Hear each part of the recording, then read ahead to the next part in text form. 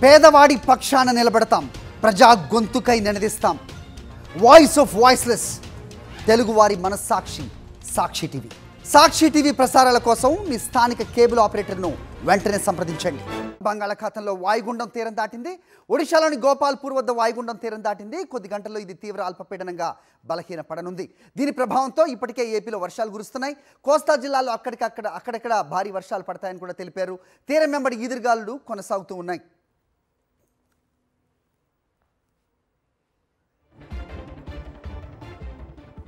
Right, వాతావరణంపై updates మరిన్ని మా correspondent అనిల్ని అడిగి తెలుసుకుందాం. అనిల్, చెప్పండి, అల్పపీడనం బలహీన పడనుందని తెలుస్తోంది. సో వర్షాలు ఏ రకంగా ఉన్నాయి అటువైపు, అలాగే అధికారులు ఎలాంటి చర్యలు తీసుకున్నారు, వాతావరణ శాఖ ఏం చెప్తోంది, ఏంటి మీ దగ్గర ఇన్పుట్స్?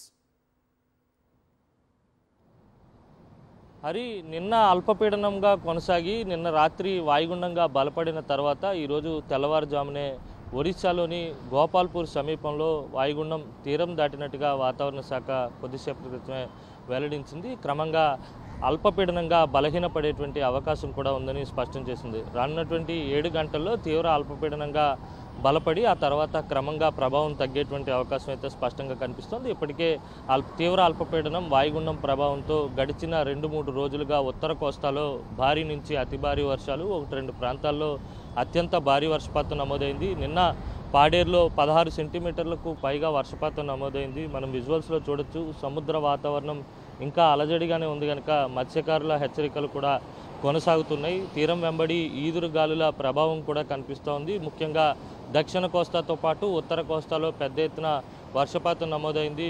అల్లూరి సీతారామరాజు జిల్లాతో పాటు పార్వతీపురం, మన్యం, ఏలూరు, శ్రీకాకుళం, విజయనగరం, అనకాపల్లి, విశాఖపట్నంతో పాటు కాకినాడ, కోనసీమ, తూర్పుగోదావరి, పశ్చిమ గోదావరి జిల్లాల్లో పెద్ద ఎత్తున వర్షపాతం నమోదైంది.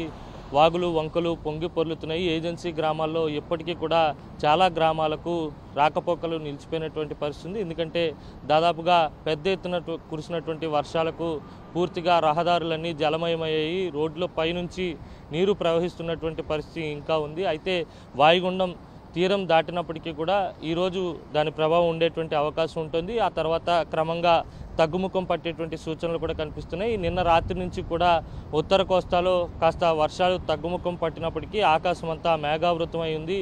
అక్కడక్కడ తేలికపాటి జల్లులు పడుతున్నాయి. ఏజెన్సీ ప్రాంతాల్లో మోస్తరు వర్షపాతం నమోదవుతుంది. రానున్నటువంటి 24 గంటల్లో 1-2 చోట్ల అక్కడక్కడ భారీ వర్షపాతం నమోదయ్యేటువంటి అవకాశం కూడా కనిపిస్తోంది.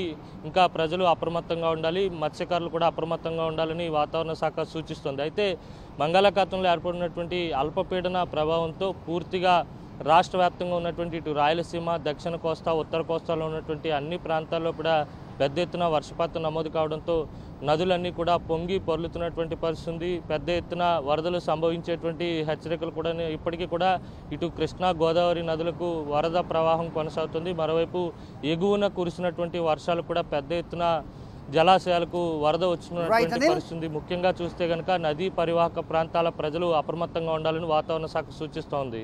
హరి.